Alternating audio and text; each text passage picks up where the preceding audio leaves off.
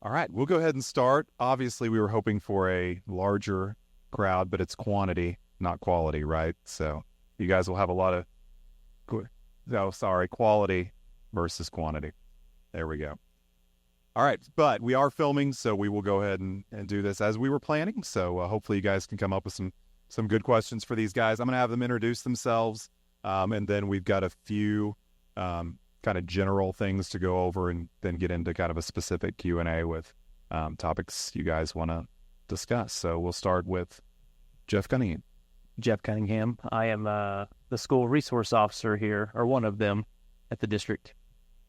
Glenn Moore, part-time school resource officer and social worker. Gray Miller, Nassim Yusuf Asif.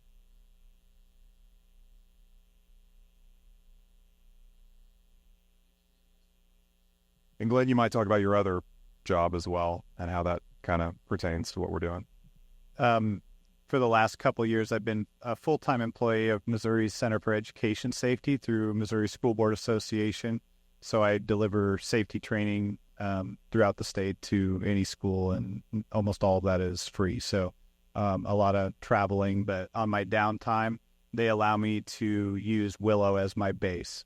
So I use an office at the school to do my job for MSBA, and that allows me to still stay in touch and stay operational in Willow's school district too. I appreciate these guys and all that they do for us. We've got a really good system. Patty Seiler is over here as well, our social services coordinator.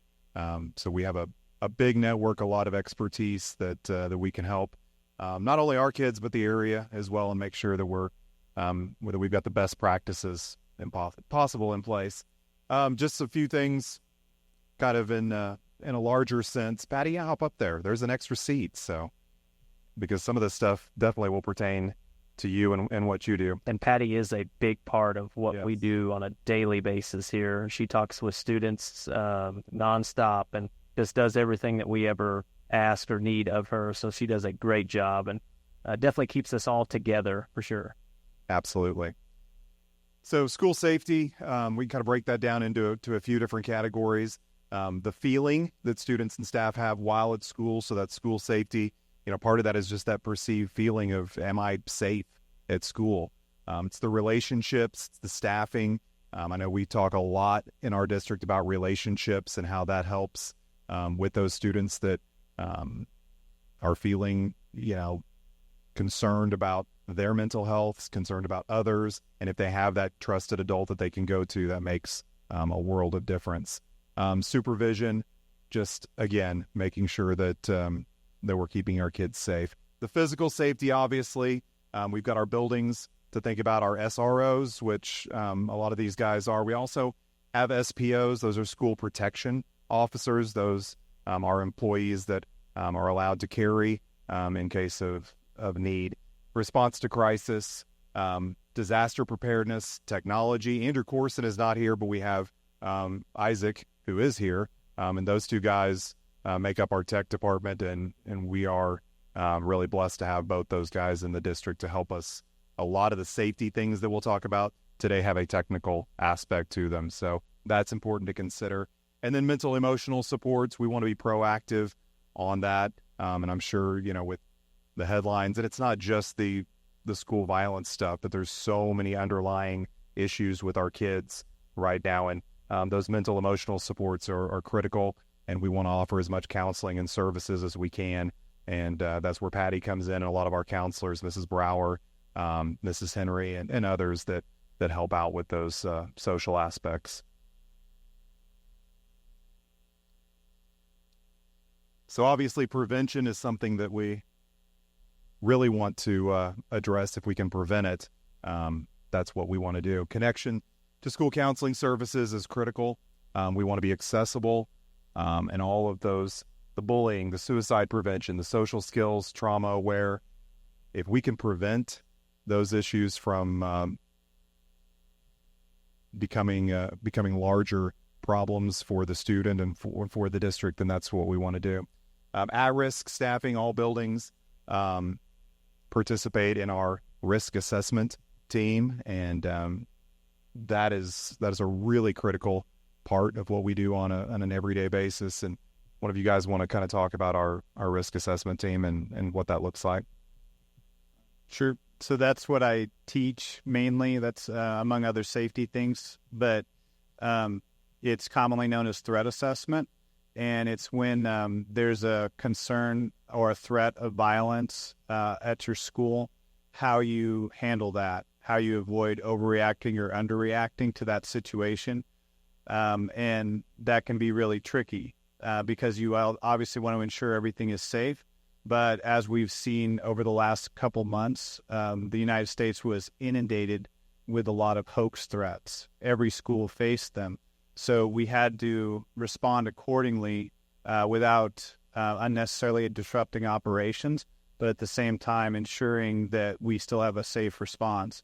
And then every school that I've ever been to has had a near miss where they've had a student that has made a concerning or threatening statement that they had to manage in one way or another. So this is the process of how to do that, and it's based on a lot of good research, and we collaborate with the FBI's Behavioral Analysis Unit and the Secret Service's National Threat Assessment Center to kind of hone in on best practices, and then also a lot of continuing research. So that allows us to have a really good method to be able to kind of work kids and families through those situations safely with, the best outcome for the school.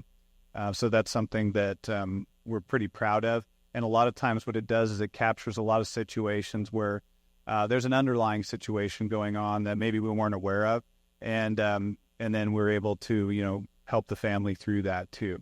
So there's a lot of really good that happens from it, from something that originates as something pretty scary. So that process, we meet weekly to do that because we want to have continuity and not let something slip through the cracks.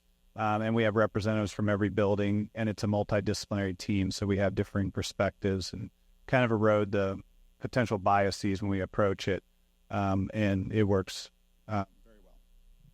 Probably one of the best things we do really for school safety. And a lot of it has to do with catching those things early before it becomes something that we have a hard time taking care of. So something Willow's done for a long time, and I know other districts are kind of catching on now. So awareness, we have a couple of options for our school violence hotline, which, like Glenn mentioned, it's been very active this fall. But Courage to Report is something that has been really helpful. That's with the Missouri State Highway Patrol. It's forwarded to law enforcement and the school district. And Courage to Report, we've got, of course, banners all over school with, how kids can make those reports. And then the latest push has been to report, don't repost. And we've had a lot of social media, just kind of vague threats that have been reposted and kind of taken on a life of their own. So you guys want to talk about some of those Courage to Report incidents and how people can help by just reporting it instead of reposting it. Yeah, so whenever you make that Courage to Report, it's going to an agency up in Jefferson City, and they have a bunch of different tools. It's an intelligence agency, basically. So when they receive that information from wherever, they're looking into where that actually come from. So they have they can work with different fusion centers across the nation, and that's kind of how the network of figuring out where all of this stuff is coming from. That's how mostly all of that stuff is solved. So it's not just, hey, this is just a Missouri agency. They're working across the country with different fusion centers that are located strategically around the United States, gathering intel from all those other places. So when they receive information, so say they received, say somewhere, I'm not familiar with where all the fusion centers are at, but say in another state, they received a certain threat. Missouri receives that same threat. Well, the intelligence agencies, they link up and they say, yeah, okay, we received that, and let's just give an example. Say in Nebraska, they received that same one. Well, Missouri received the same one. So we can kind of see there where, it's probably not geared right towards Willow Springs or West Plains or wherever the case may be around here. That originated from somewhere far away. So we can kind of put that stuff together and realize, like, this is probably something that's just trending on the internet. It's going around on social media, and it's been posted or it's been created somewhere else other than right here. Not that we don't take that threat seriously, because we still always will, but it helps to dispel a lot of the stuff, just like the recent things that we've been seeing on social media, that stuff that's been originating from the Georgia shooting, that's coming from all different places around. Yeah, and you might speak specifically to the one from a few weeks ago. We were getting ready to have a fire drill the next day, and the one that had been circulating said something about, hey, we're going to pull the fire drill tomorrow. And so, of course, rightfully so, that really alarmed a lot of Willow kids that were seeing that post. Yeah, so just honestly, just a stroke of bad luck right there. I mean, we actually had it scheduled for a couple of days before that, and due to weather, we had to kind of back that up. So it was just, I guess, just bad luck that we received that the night before, which prompted us to cancel our fire drill, obviously, just out of safety. But it was just one of those things that just, it's just a coincidence. It linked up with something that we were doing. But after vetting that out through the Courage to Report and the MIAC agency, they realized that was just like what we talked about, something that originated from somewhere else, not just here. But it's also an avenue for students, top tier, administrator, T2, of this on the whole. We would be anonymous and something really is out.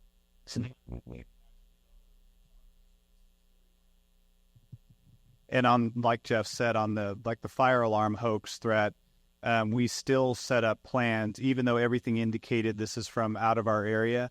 We still, as a precaution, we had extra presence from law enforcement, and then set up an immediate action plan for if something happened, and monitoring certain specific areas of the school with a little extra diligence. So even though we get a hoax and everything is indicating that, we're still setting up some things. We don't ignore that, so we don't want anyone to ever think that. And the other thing about Courage to Report is it's not just students that can report it. Anybody can use Courage to Report.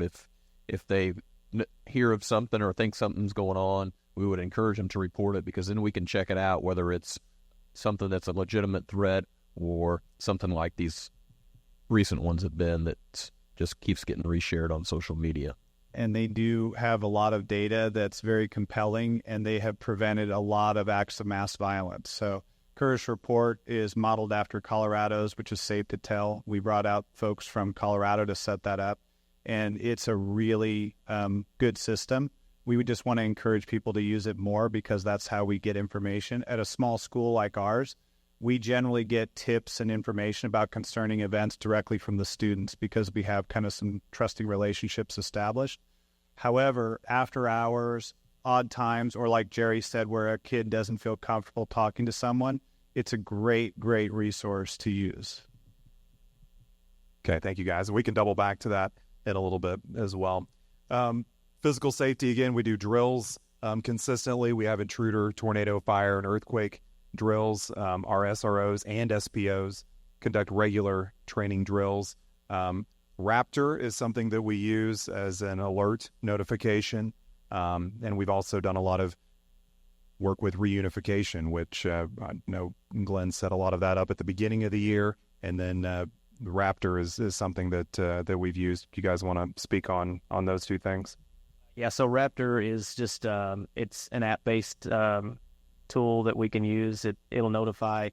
We have different settings in there where you can alarm for different events, I guess. So just take, for instance, we have a couple of buttons in there that would, one would be for fire, one would be for maybe like a tornado.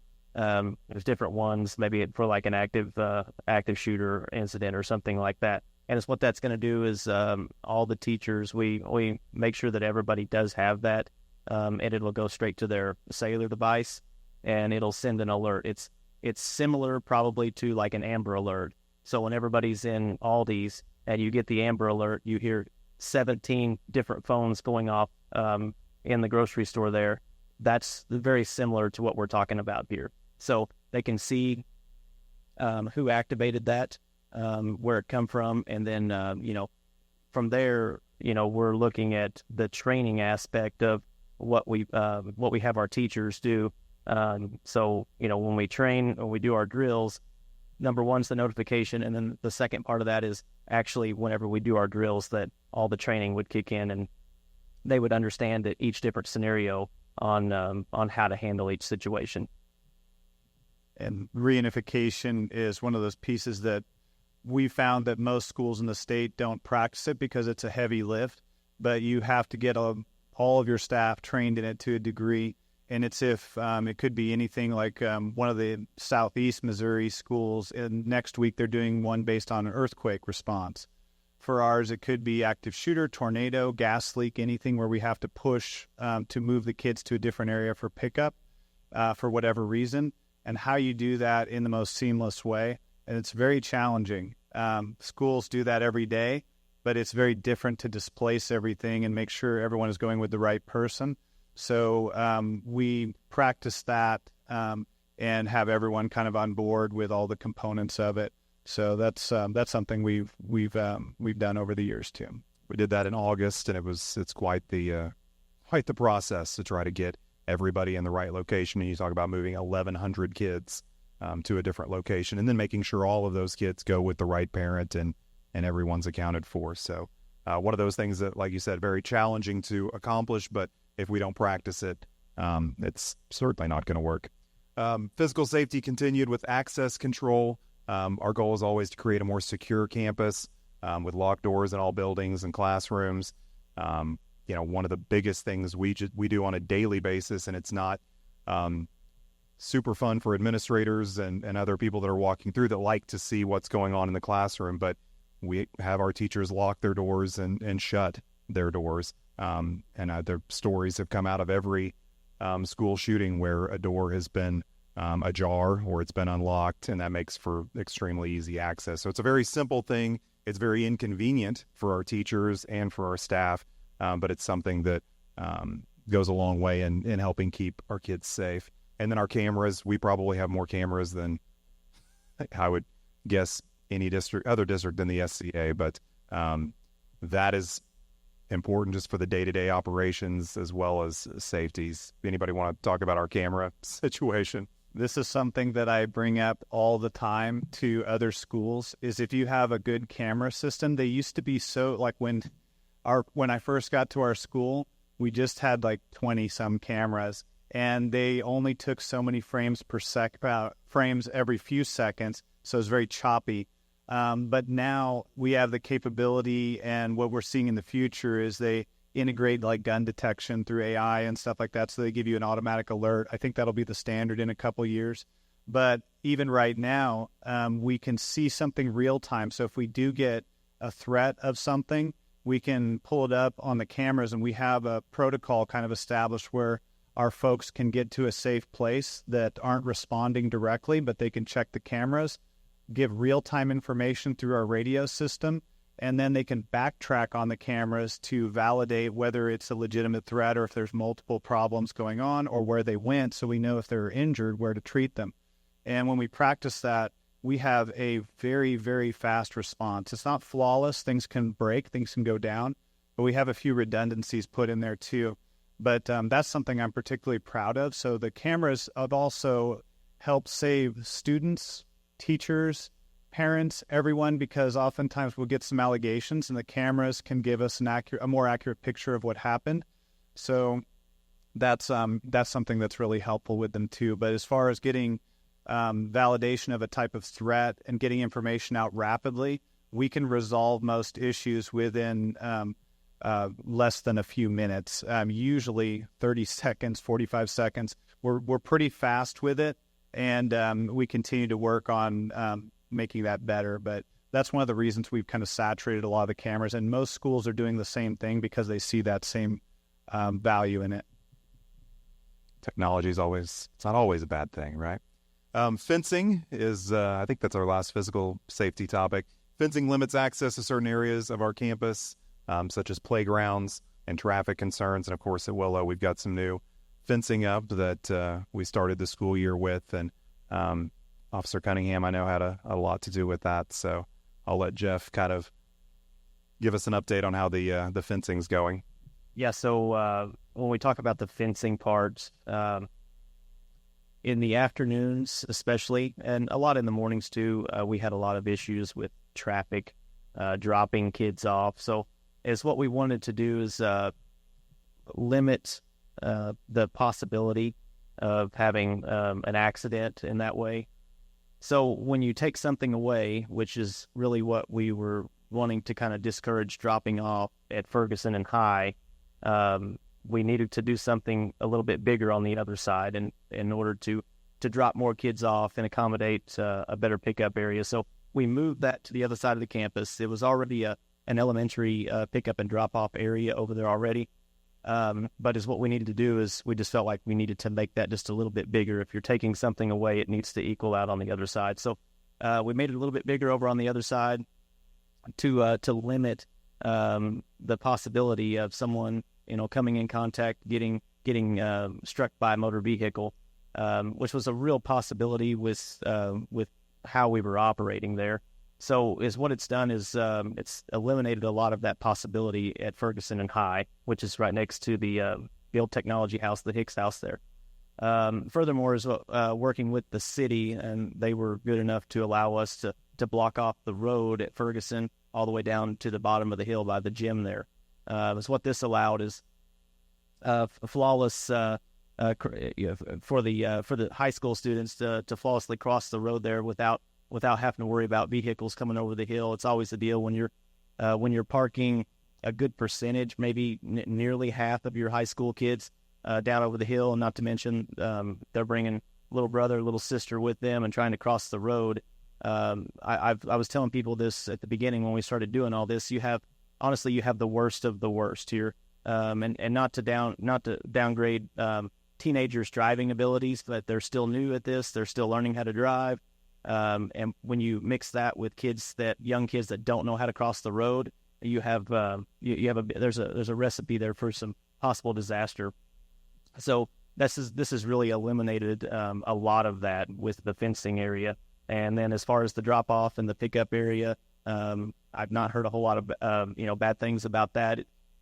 It maybe added a couple more minutes, but we're pushing high school kids, middle school, and elementary over to that one side. So it's really it's made that actually a better process as far as keeping kids inside of a fence until it is time to go. And then not to mention throughout the day, we've had a lot less traffic of people that are have not checked into the office, just walking through the middle of our campus, because that is our middle school playground, and that's limited a lot of that as well. So which is a big plus for us. And I'll say that before Jeff got here, we had representatives from MoDOT come in to look at this because we had so many near misses and minor accidents in those intersections by the high school and middle school. We knew something bad would happen, and they said exactly the same thing. This is just something bad will happen if you don't change this. But we never could come up with something. So Jeff and the crew that came up with that, I can't claim any responsibility for that. That's probably why it works so well. But it's a really good system compared to what we had. And when we walk through that, we can really, every day we notice the difference, and it feels so much better, so much less likely that someone is going to have one of those accidents that we feared. So I'm really grateful that they were able to accomplish that. Yeah, it's worked really well. And again, the playground setting there, we want our middle school kids to be able to play without worried about, who might be just crossing through. And the city has been amazing, like Jeff said, to work with. The school and the city have worked very well. And then the police department, everybody is very cooperative, and we appreciate their help. So safety technology will slide into that category just a little bit. We limit communication to inside our Bear network, and we've got a lot of great technology in place. Gaggle is our online safety management software, and Gaggle, not Google, flags certain content and keywords. It immediately sends that to administrators. It scans Gmail, docs, files. So it's a bit of a watchful eye to make sure nothing crazy is coming across the Bear network. And then, of course, we have a firewall to filter out inappropriate content. But I know our administration team and our counselors get those gaggle hits, and some of those are very beneficial in preventing some things that that could go wrong. So you guys want to speak on that? I can tell you a little bit about the gaggle process. I handle most of those in the high school when I get those. Gaggle is very, very good about sending us an email. If it's an emergency, they'll send a text. They've also called me on my cell phone in the middle of the night before, because anytime a student logs in with their school account, whether they're at school or at home, it starts monitoring them. And it watches everything they do. Even if they search something, and then like one I get often is I want to die or suicide hotline, and then they'll delete it real fast, but Gaggle still catches it and sends that to us, and then we're able to have a conversation with the student and get them the resources that they need through that. So it's been a great program. I think it's required that all schools have that type of system. It doesn't have to be Gaggle, but I think that may be federal law that schools have an expectation to have that. Otherwise, they are open to litigation and they're in violation of something. We covered that a while back when one of our systems went down. We had to have something. So it's one of those things that's been really useful, though. Communication, just as far as, obviously what we're doing tonight, we try to be transparent. We want to be quick to respond. And like Glenn was talking about, and some of the others, we practice that and prepare for that. So our response time can be as quick as possible. Multiple efficient methods of communication. As you've heard already, we're going to use every means available to us, whether that be text, email, social media, phone. And it's, communication is a key piece of our emergency operations plan.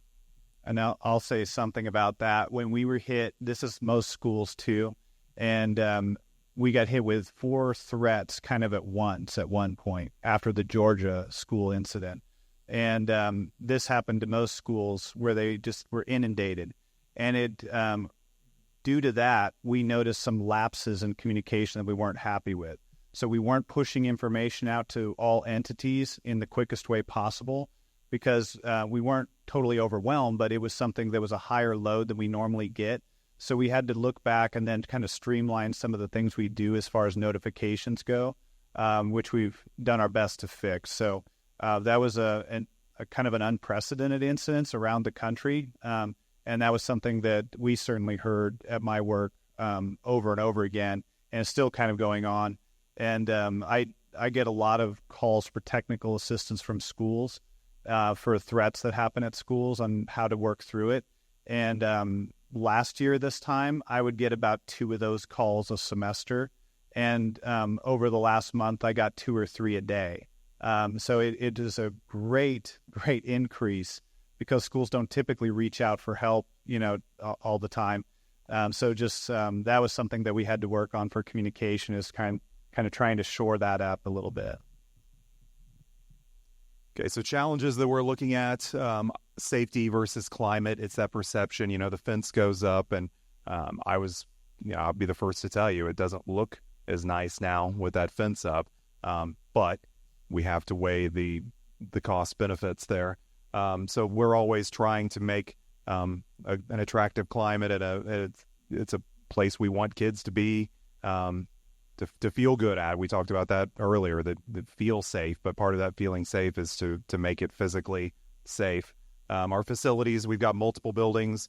We've got the MoDOT buildings, Innovation Hall and Opportunity Hall now, that we're trying to make sure those meet our safety criteria as well. And then financially, we're a 275 tax district, so it always falls back to the money at some point. And we have put a lot of resources into our safety and security, but as these things become more and more prevalent, it becomes more of a challenge to make sure that we have the resources that we need to make sure that everything is up to par and up to our standards as far as safety goes. I think that is it for, there's a nice little B. I guess we'll just leave the B on there. That's fine. We'll leave it be. Very nice. Okay, so this is our question and answer portion. This is, I was hoping to have, obviously, a few more people here, but that means all of you have to ask at least one question before you can leave. But these guys are prepped and ready. Did you have something, Glenn? You can't make that threat. That's false imprisonment, Dr. Spounge. So I would open it up to the floor. I'm going to have you talk into the mic because we are recording it so that everybody can hear your question later, even though that they can probably hear it right now without the mic. So who would like to go first? Amanda, are you ready? You go for it. Guys, I guess while I have a quick minute, the work that you guys are doing with the safety at the school is truly incredible. It's so deeply impressive. I've written about it in the paper before, so before we get into any of the questions, I just want to commend you. I know everyone in the community feels safe having their kids at school, so great work, guys.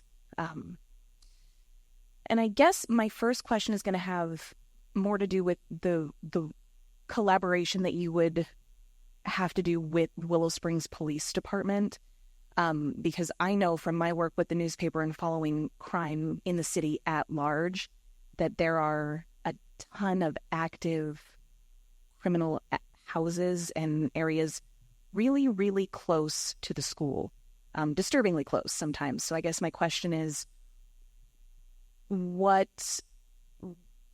how are you addressing that? Are you aware of it? Is it impacting the school day ever? It has. We have had some houses, and then, of course, a lot of them may have families in them with kids in the district. So we've had that many times that are, very, very close or across the street from the school.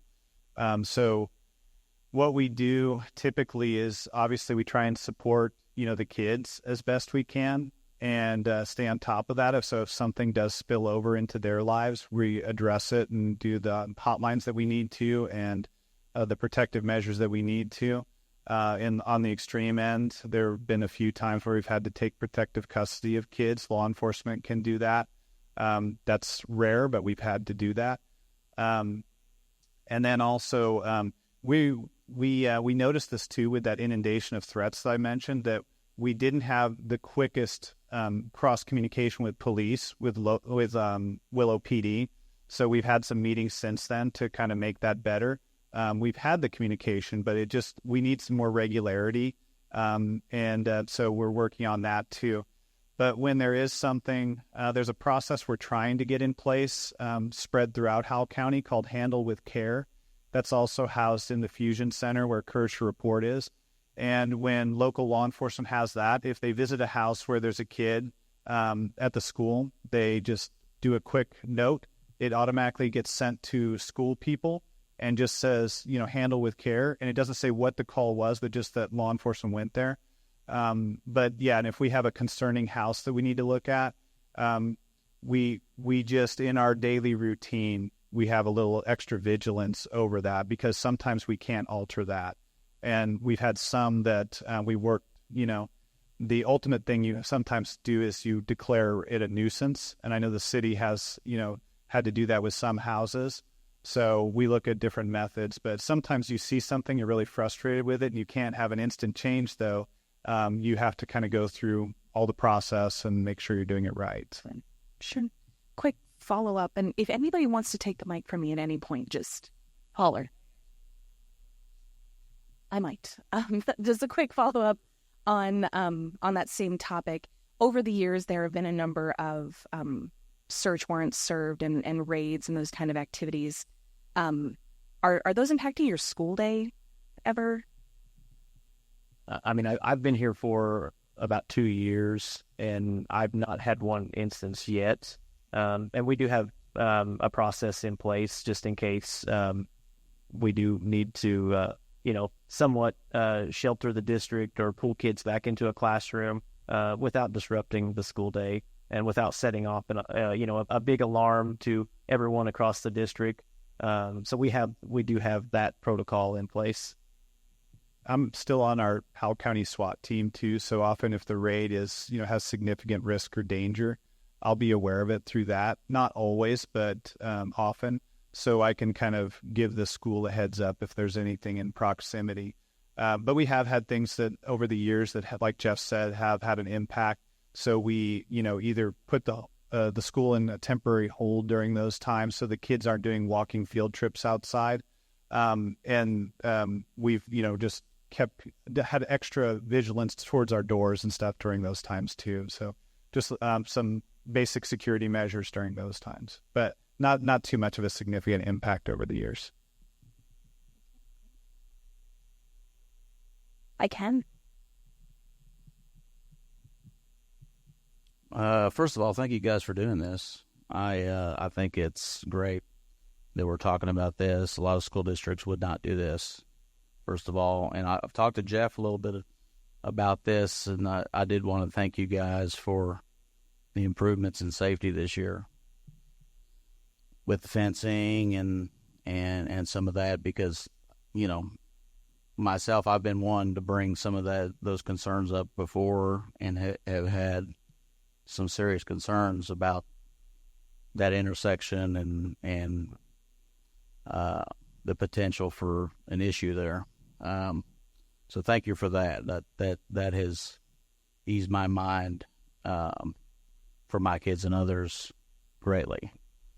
I did have a couple questions, and feel free. I know it's going out, but say what you can. You know, I don't expect anybody to get into anything that's too confidential.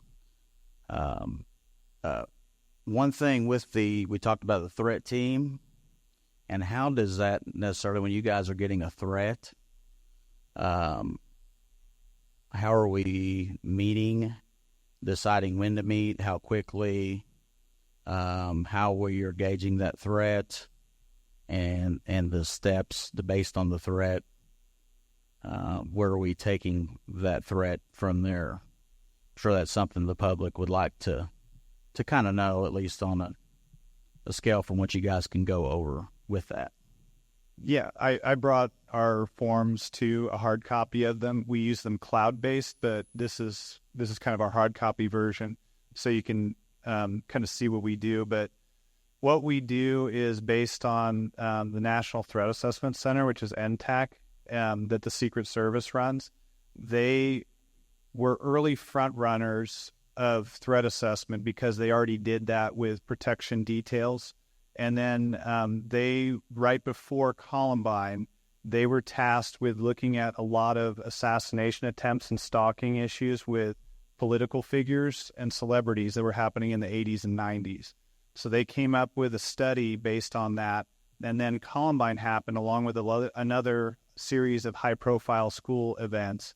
And so they took that research and applied it to what schools were dealing with, tried to look at finding profiles, different things like that. And what they came up with were 3 research pieces on school-based threat assessment. And then since then, there has been so much research that those of us that follow it have a hard time keeping track of it all. So there's a lot of good that's happened with it. But what we did was we first, as a state, and I went out to Virginia because after Virginia Tech, Virginia was the first state to mandate K-12 threat assessment. So Willow flew me out to Virginia at my request. I don't ask for too much. Well, I do ask for a lot money-wise, but I'm pretty frugal. But I did have them fly me out to a Train the Trainer in Virginia, and we were probably one of the first schools that had school-based threat assessment in our state.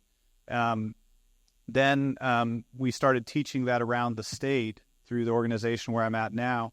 And since then, we've adopted a method that Colorado used because it has a little more checks and balances into it. So we like that better for schools that don't have frequent threats. So that's the model that we did. And then we took it and we've kind of based it on feedback from what we've gotten and then pushed it out to NTAC to get feedback from that. So, and our process is pretty standard. When we receive a threat, we first do a screening on it where we bring in as many of the team members that are available in that building. So it could be 2 or 3, 4 or 5, but everyone that can comes in, and then we push out to do any of the initial work that we need to. So oftentimes that's interviewing, especially the person of concern. We kind of isolate and contain right away, search, do all those kind of things. And then start doing interviews and locker searches, things like that. And then talking to witnesses and others. Once we determine that this is an issue that we need to look into with more detail, because we do have a lot of false alarms. So sometimes kids could be walking and one says, I'm gonna, I'm not gonna use too specific language because the kids, but I'm gonna get you after school. Okay, if someone says something like that, then that could have a lot of meanings. They could be talking about football practice or something. So we want to contextualize it. So we work quickly to do that, and we have a notification system that we let the team know, that we're working on this, and then, but once we realize it's more to it, then we push the whole team that can come in. So there's about a dozen of us from the district that'll come in, and then we all take a piece of it, and we do home visits, all this different stuff that we can, a very thorough information gathering piece to be able to see and contextualize what we have. And then with that, though, it's hard for us to push information out as quickly as people want because we often still don't know for sure what we have. So sometimes we'll put out that's one of our protocol is when do we let staff know, parents know, et cetera. So we try and make that as quickly as possible without spreading misinformation. So that's a balancing act. So we try and I always advocate for immediate transparency as quick as we can because that usually goes better on the back end and instills more trust. So we try and push information out even if it's preliminary, and then we keep working it, involve local law enforcement, et cetera. And if need be, we can push into the FBI's behavioral analysis unit. We've done that for some schools. We haven't had to do it for our school, or NTAC. They're a good resource too. And then we cross-report always to Courage to Report, even if we have it contained. That way the information can, be, if the kid leaves our district or something like that, it's still in the fusion center there. So our process, we have several different interview forms that we utilize depending on the level of threat. And then we try and do home visits with the parents too as one of our early steps too. We're always looking for, weapons access and things like that, making sure the kid is safe there. And then we have a set of case management strategies and protocols for if they are going to come back, which often a kid does. You can manage that. And the surprising thing to most people, they think the safest thing would be expulsion and they're no longer in your school. That's one of the most dangerous things you can do because you've lost eyes on, you've lost the ability to support, you've lost the ability to change that. And if you look at our worst incidents we've had in the country, those kids weren't in school. They were either expelled or they were graduated or something because they isolate and they get in echo chambers online and they're not good. And I could go into a big detailed discussion on what they're doing online because it's very, very frightening. And it's easy for them to get into that. So we try and keep them engaged in a controlled environment where we can guarantee a high degree of safety through the case management strategies. And that's the basics of it. But I have a ton of more resources in this. Our document is 40-some pages long because we have so many resources that we put into it. But nothing is foolproof. We always admit that too. You can't prevent everything. But this gives us about the highest degree of certainty that we can. Something up. Yeah. Yes. Yeah. So we have, like Patty mentioned with the gaggle hits, that's something over the summer break or any time. If there's any need that comes up, it'll get to us, and then we start working as a team. And usually it'll be building level at first, and if it's a big thing, then we pull everyone else in that we can. So that's an expectation. And then we pull in whatever resources too. And we meet weekly, like I mentioned earlier too, because we're doing case management. Usually we have one or two kids at least that we're doing continual case management on, and we're adjusting that as needed as they're responding to different interventions.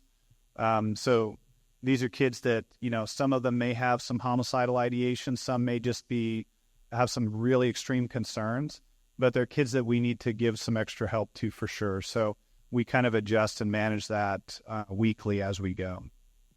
So yeah, that's not just a threat assessment team. It's a behavioral risk assessment. So looking at things that there's things going on with the student, and if we can address those early, then hopefully there's never a threat. And so there's a lot more to it. And that's a lot of what happens at those weekly meetings is those type of things. When there's a threat, then there's an additional meeting just specifically to deal with that. So there's a lot going on with that group.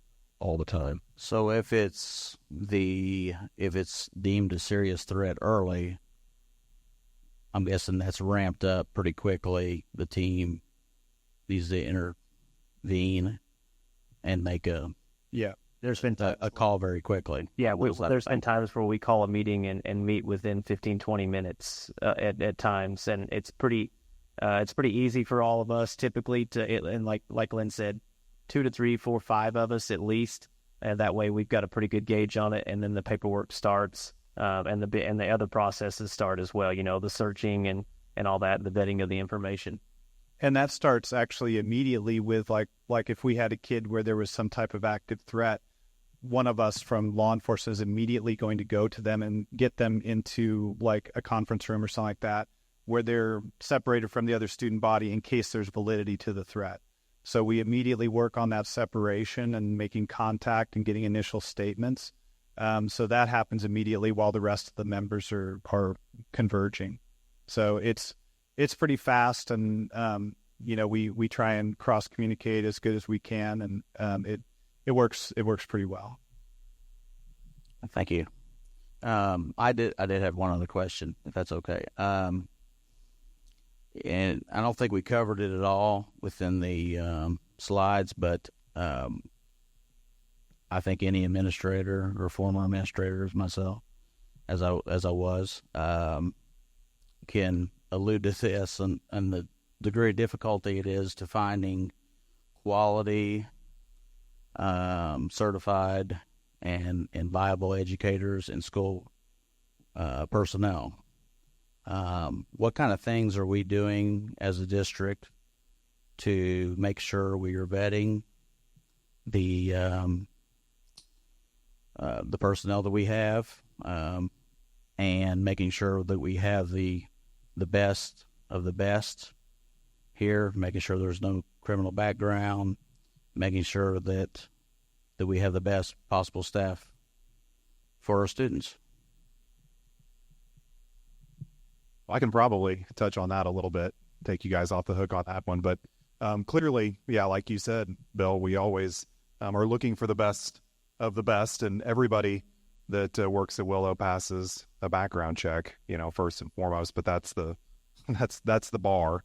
And then beyond that, though, we're looking, all of our administrators are looking to hire the best possible people, and oftentimes supervision and safety and your past work experience will all factor into those hirings. And we do have a teacher shortage, but that doesn't mean we lower our bar and just will hire anybody. We're still looking for the best teachers we can find for our kids at Willow, and school safety is a big part of that, and we want people we can trust above all else. So do you guys have anything you wanted to add to that? Yeah, we do. This is our fingerprinting.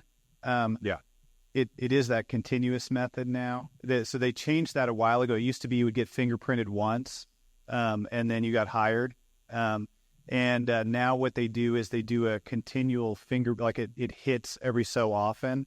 And if there's a new offense, we get notified. That wasn't automatic before, but that happened within the last 2 or 3 years. So if an educator got, in trouble for something, we get notified now. And I think most schools have that now. But we also do, like on some of our non-certified staff, we do some local checks and stuff too, so that we can ensure that. So we try and push some of those extra things in, and kind of vet the situation as best we can. And luckily, some of us have been here long enough that we've made enough connections. We can make some informal phone calls and get references and stuff too, to look if there's any question too. But the fingerprinting thing is one of the best things now that gives us continual, kind of accurate information if someone does something problematic. And unfortunately, schools are one of those places where people that have bad intentions, sometimes they will gravitate towards. Unfortunately, churches, schools, youth organizations, we always have to be extra vigilant. So that's one of the things that's always on our mind. Yeah, the evaluation process, and when we're always, making sure that just because we've hired these people doesn't mean that, we let them loose. We still want to make sure that things are on the up and up. So, Patty, Jeff.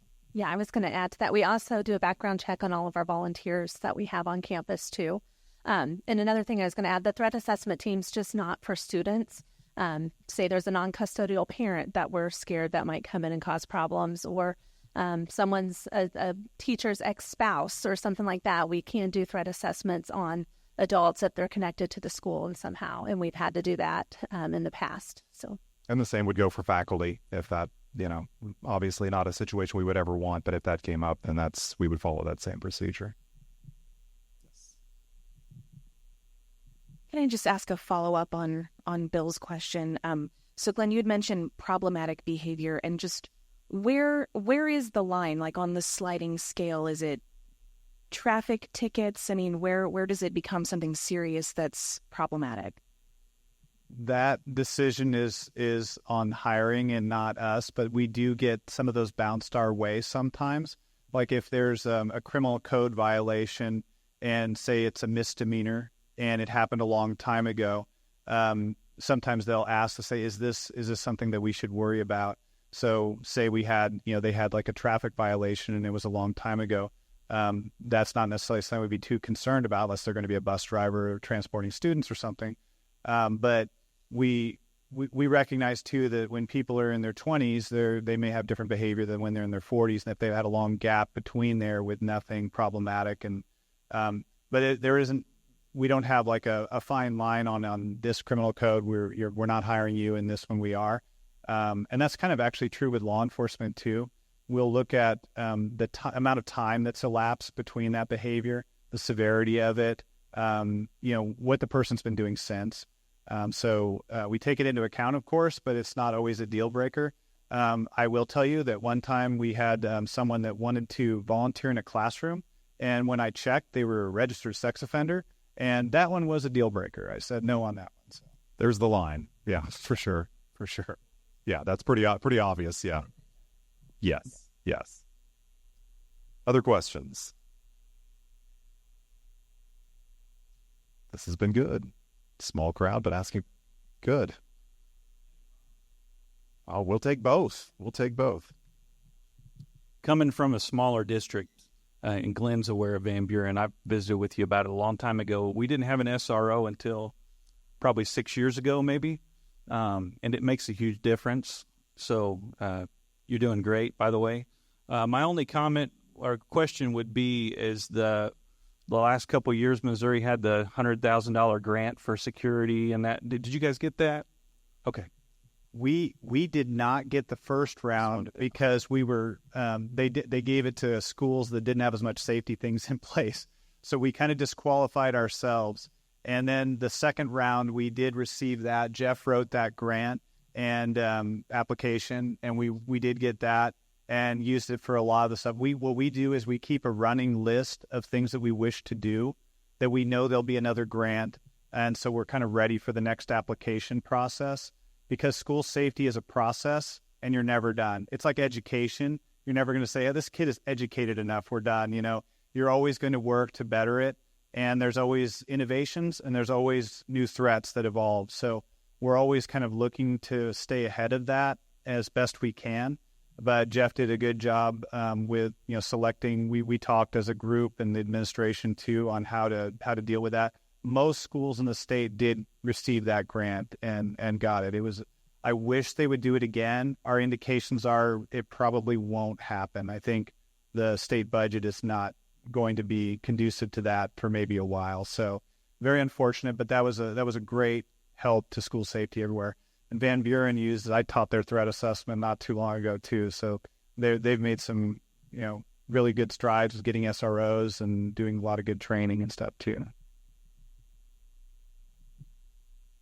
Hey guys, I know that we implemented a cell phone policy at school, and I think you guys have talked in the past a lot about relationship building as one of the key components to, neutralizing threats. And have you seen I don't want to say an uptick or an ease or maybe more opportunities to build those relationships based on kids aren't staring at a screen and talking or maybe have more opportunities to engage them based on that policy that was implemented? Yeah, I think there's a lot more opportunities.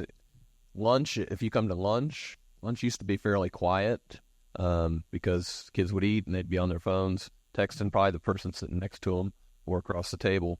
And now you see very few kids that are sitting there quietly. They're engaged in conversations, and we'll walk around and be able to visit with a kid or a group of kids when in the past they've been too busy on their phone. So if you say something to them, they and go on. But there's a lot more engagement with kids, with teachers, with staff members. So yeah, I think there's more opportunities to build those relationships. And on that note, I've noticed some of the traffic to my office has slowed down as far as frustrations with peers, because they've eliminated that social media aspect and the texting about one another back and forth during the day. And I think that's helped to build positive relationships, especially among teenage girls. And what we saw before was kids could not escape cyberbullying and comparativeness and all the negative aspects. There's, of course, some good things about the phones, too, but there's a lot. They can't get away from any of the negative, too. And so this gives them, and we're not ignorant to the fact that kids are still carrying their phones to some capacity, but they're not, a lot of them are most of them are, the vast majority are respecting the rules and not using them, especially not overtly. So it gives them a respite. They have this island where they don't have to look at all that comparison, bullying, and all that stuff. That's the hope, and that seems to be the reality, and that's what we're hearing from other schools too. So it's been something that we think is beneficial. And with the social media threats that we saw earlier, we had multiple kids report those to staff members, either through an email or calling and getting a hold of them somehow. So I think those relationships are there. And students are using email, which is good. We didn't take that away as a way to communicate, but that also goes through our filtering system. So if they're emailing something that they shouldn't be, that gets picked up by our gaggle, and then we can have conversations about that. And I always like to, sorry, Dr. Smith, I always like to mention this, but we've had some near misses here with some very concerning situations. Two of them that were two of our most serious and concerning involved kids that were, when we talk about, like I talk about the pathway to violence, they were near the top where they were about to commit an act of really serious violence. What stopped them is they had a relationship with a staff member that they felt comfortable talking to them based on past experience too. So instead of doing that, and one of them very, very close in particular, but both of those people went to Miss Seiler. So on separate occasions, they came up and said, hey, I've really got these dark thoughts. I'm thinking about it. I've prepared for it, planned for it. I'm ready for it, but I need you to talk me out of it. And that's because of the relationship she'd established already with those students. So she's one of the longest employees we've had up here anyway. But we're really grateful to have people like Miss Seiler. And then everyone on here probably has some similar experiences we're not even aware of. Just having every teacher, every staff member, anyone that's worked in the school knows this. It's those little relationships. So whether the phone is added to that, the phone ban, I don't know, but it's something that we always really push for. Anything we can do to help relationships is what we're going to do. That, it's very cliche, but that is where education happens. It's where we prevent school violence. So many things go right if we have those positive relationships with our students. I have a question that's just a trend that we've had going in the state. School, like high-level discipline issues are way up this year. And a lot of it is because of some school threats and things like that. But the trend is younger for students. We've had a lot of, not necessarily in our district, but just statewide, we've seen a trend of more elementary and middle school students getting into some serious disciplinary action because of threats of violence and some of those things. Why do you think that we're trending younger? There's a concept called threshold psychology, and it's where, think of a riot situation. Most people in their head, they would say, I would never engage in that. But when you're surrounded by certain circumstances, your threshold lowers a little bit. And especially when you're kind of in that echo chamber online of being told something is right, it can push you that direction. So as things are normalized, which they have been, people see that more readily and they're more apt to do it. So, I'm not inclined necessarily to get in a fight, but, my threshold's at a certain point where I'll protect my family and the kids to school and everything like that at whatever cost. But someone else's threshold may be they would be more likely to commit an act of violence. And when that's exemplified over and over again, and there are TikTok challenges and any online thing on Discord or Telegram or Snapchat or whatever, and they're just bombarded with it. And then some schools, when they cancel because of a threat, then the kids see that as a viable potential option. And also they some of them actually get kind of street cred from doing stuff like this. So as it becomes more normalized, that's my opinion, is just as it's just more prevalent, the threshold lowers for everyone, and they're more likely to commit an act that's a little more extreme. And with kids, especially younger kids, the youngest of them cannot always distinguish fantasy and reality. They don't have an accurate concept of the finality of death. So we have seen a lot of threats from very young kids, and we've seen some attempts, even in our state, that have been really close calls with kids like early elementary age, not at our school, but in others that have been really frightening. So we know that that can be very real, and it can be more challenging even because of that. So the challenge again, and we have done this too, where we've had long-term suspensions and or expulsions at times, but generally when you do that, you're not intervening and maintaining the oversight. That can be a challenge too. So if at all possible, we want to work with the family, with the students. It isn't always an option. We don't always have those capabilities, but those are definite challenges. And one thing I will mention, we talk about the threat assessment stuff and kind of bringing that stuff in together. We have two different sides. We have actual threat stuff that we look at, and then I think maybe Mr. Schmidt kind of touched on a little bit like the concern side or the caring side. And me looking at it from what we've done this year, after taking cell phones away, we're seeing that number way down on that side of it. And I think that, I don't know the research and all that, but, you got to look at cell phones as being a part of that, especially from our own research, from what we're seeing on the concern side, caring side. Cell phones are a big, big deal. And, we see younger and younger and younger kids with cell phones and such. And that's, and I see that as we've taken those away or the kids don't have them at school, our stuff has went way down as far as the concern side of that. Thank you, guys. Other questions?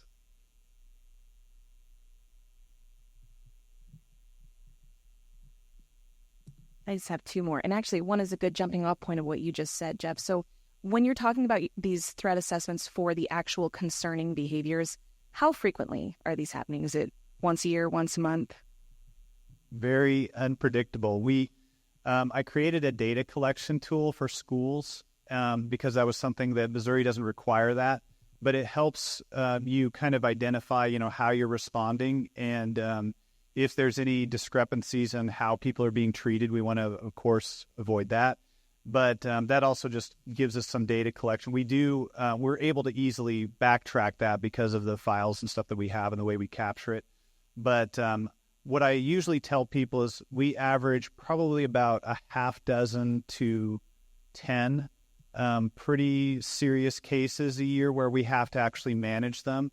And some of those could be, nothing that anyone would be really concerned with, but it's enough that we really need to put some extra supports in place. And then, every year we have at least a few that warrant some high level of concern. Would you say that's about right, Ms. Seiler? Yeah. We've had some years, though, where as a nation, like now is one of those times where we've had a higher level. It is slowed down somewhat, but we're already way above what we normally would. And we've had other years like that. And then we've had some years where we had 2 or 3. So it really varies. And I think it's just the temperature of what is happening. And when we look at like spillover from anything that causes kind of contention, like an election cycle does that, an anniversary of event does that. So we're always kind of vigilant of that and as observant, and then some of it's just totally inexplicable. So it varies from just a couple to maybe a dozen or so a year. And then we have a lot, the ones where we're trying to get ahead of it are just like, hey, we noticed a big drop in attendance. Is there someone that has a good relationship with that kid that can talk to him about it? And it's just building that relationship so they don't get to that, so they don't have to go through trauma without support. So, we're working with the parents and stuff, just saying, hey, is there anything we can do? We noticed this. We always are very cognizant of overreach, too. That's a big concern among schools. And we have some very, very qualified people. And we try and have really good communications with the parents as best we can. So we're working as a team to kind of help resolve the issues. Last question, if we have time. So I think for some of my readers from the newspaper who might be of a certain age, some of the safety, especially some of the newer safety things that you've implemented with regard to the technology, the gaggle in particular, kind of screening what the kids are saying, and the new fences and all these new changes in particular. My question is, are the students reporting any type of anxiety to this increased surveillance? Are they seeming to view it that way? Does it present as pressure to them, or do they seem to appreciate it? Gaggle's not anything new. This is my 8th year here, and we've had stuff like that the whole time that I've been here. And we will tell kids the first day when we have our class meetings, if you are planning on doing something with technology that you shouldn't be, you're going to get caught, because we have this stuff in place.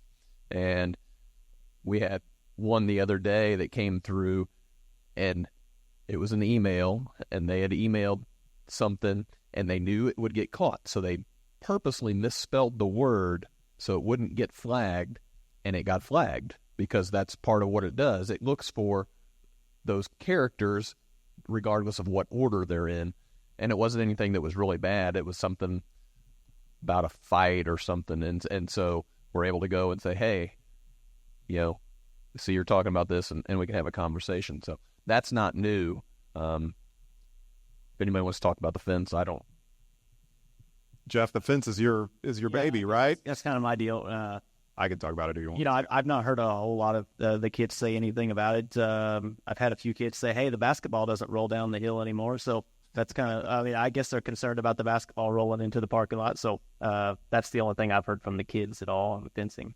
I would mention just a couple of things real quick on the gaggle, just to be clear. That's just our school network. It doesn't leave campus, so we're not monitoring anybody's accounts outside of the school network.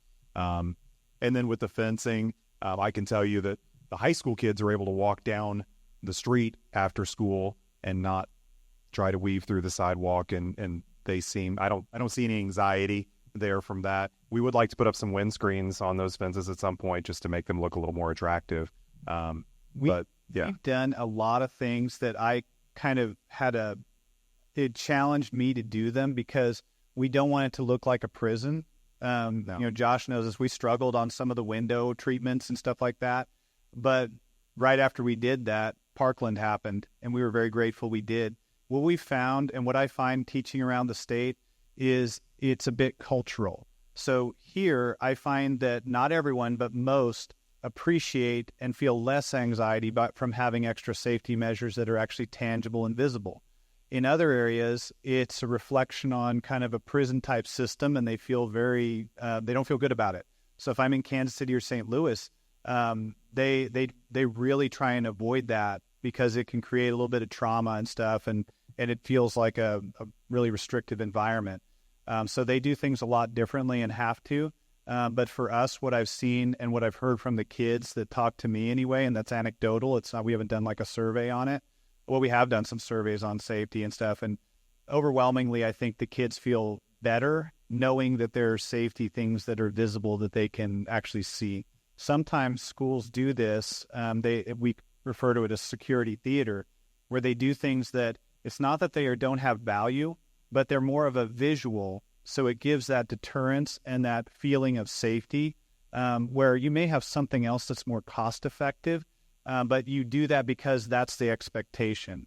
Like one of the Kansas City schools, they said everyone right now says we need to get metal detectors. And I told them, I said, those are flawed for a lot of reasons. They said, yeah, but everyone feels so unsafe because of these different weapons violations that we had that we're probably going to get them. I said, okay, well, this is how you do it. And it's hard to do it right. But they wanted that, and most metal detectors are not done right. So it's a little bit of that sometimes too, but I think that most of the extra overt measures, from what I've heard anyway, and I know there are exceptions, but most of the kids actually feel better knowing that those are there. Okay, thank you guys. I have one last question, but anybody else before I give them the final question? All right. So I'm hoping a lot of people will view this online, and then some parents and grandparents. So any of you, what would be your advice, recommendation for parents and grandparents that want to help keep their kids safe at school? How can parents help you guys do your job? When there is an incident that happens at a school and it's on the news, don't let your kids watch it over and over again.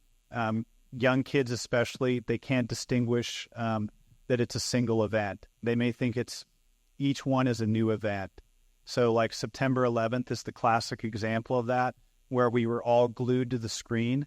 Young kids thought that was happening new each time.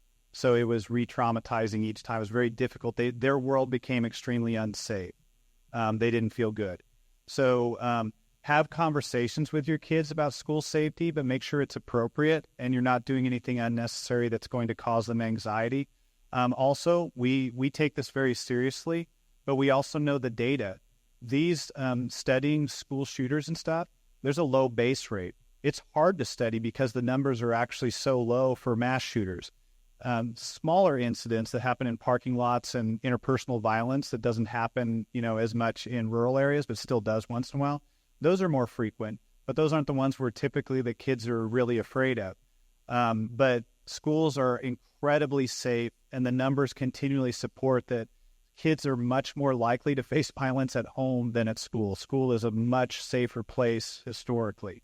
And so we want parents to reassure their kids that it's a safe place to be, that we put a lot of effort into making it safe. I would put our school up against any school in the world. I didn't realize how well we did, but our team with Andrew and Isaac, when Josh was doing maintenance and stuff, we just came up with some really cool stuff. And we were fortunate to have some like-minded people that really had a heart for that. So just reassure kids that we train very hard. We put a lot of effort into it. No one ever asks questions about our SPO program, but it is something that we put way more hours than what police get into our decision-making, our firearms capabilities, and our response, and our medical capabilities. So if something happened, I think of our program as tactical medics. So we can be in a hot zone or a warm zone and immediately apply medical aid. That's something that is incredibly valuable in tons of circumstances beyond that. So I just want people to know that we put a lot of really good effort. We have very qualified people. Jerry has came from LA Sheriff's Department and worked narcotics there and worked in some very dangerous areas. It's rare that you find someone that has that level of experience and operational experience too. So I know that because we got a lot of our training when I was in California from LASO. So to have him and Jeff's wealth of experience with the patrol, we just have a really good system. We're very blessed. So I hope that people can feel safe and secure with that in mind too.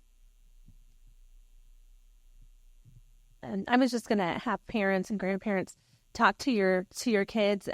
When things aren't going right, encourage them to report those. It's not telling. It's not snitching.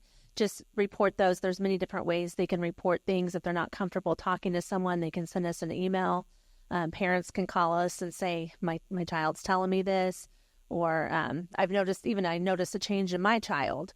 Is there, and there's things that we can do, resources we can give parents to help, but just have this conversation with kids to have open communication at the school and with their parents. I would just say, we've set up these policies and procedures, and we've set up new things across the campus. If we're all pulling that rope in the same direction, we're all going to work better. So we just ask that, everybody just trust our policies and procedures and the things that we've put into place over the years. All the hard work that really Glenn has set up.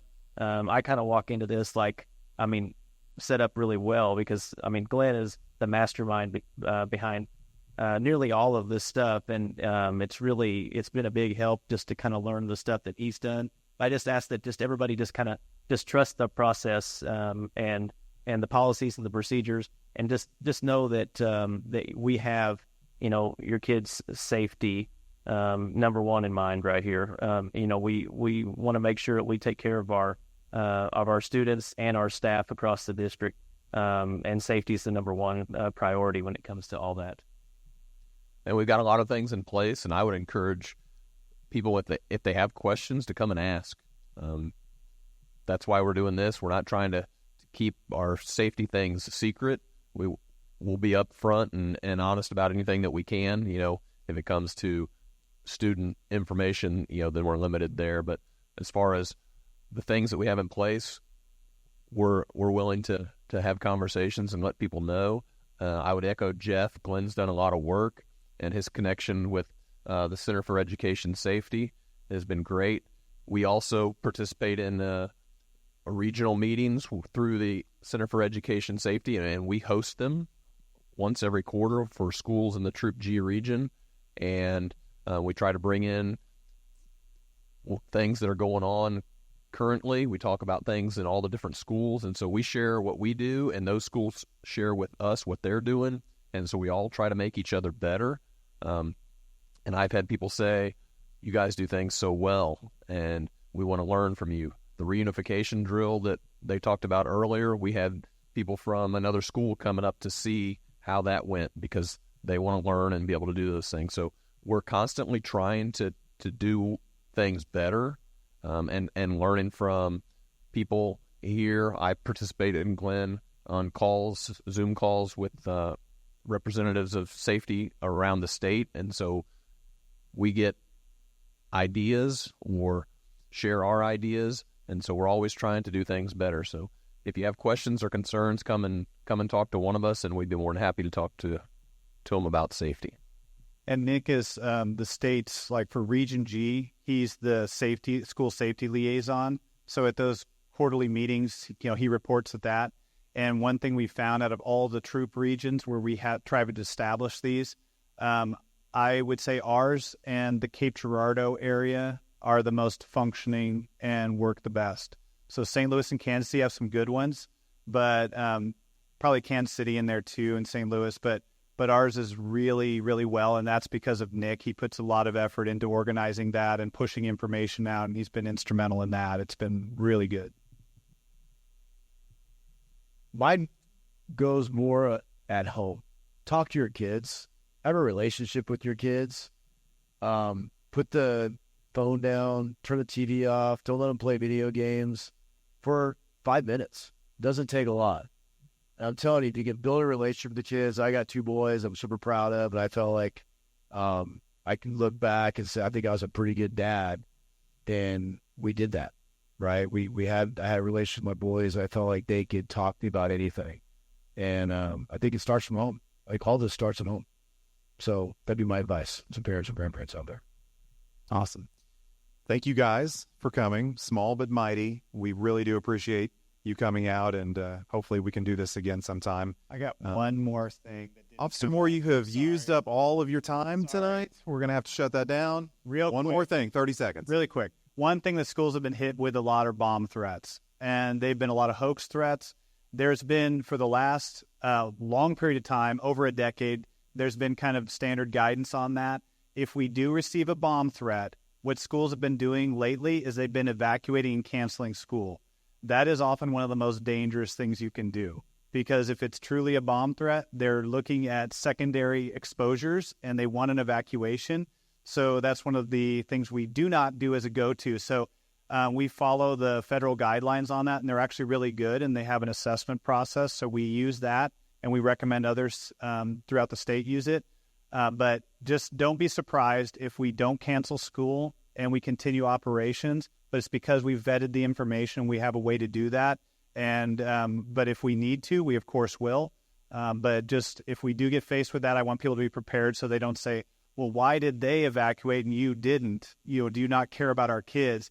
Far from it. We've done a lot of work to kind of prep for that, and we know what's going to be safest for our district. Okay. These guys do all kinds of work. I appreciate them coming out tonight to share with you. And again, thank you all for coming. Have a good night.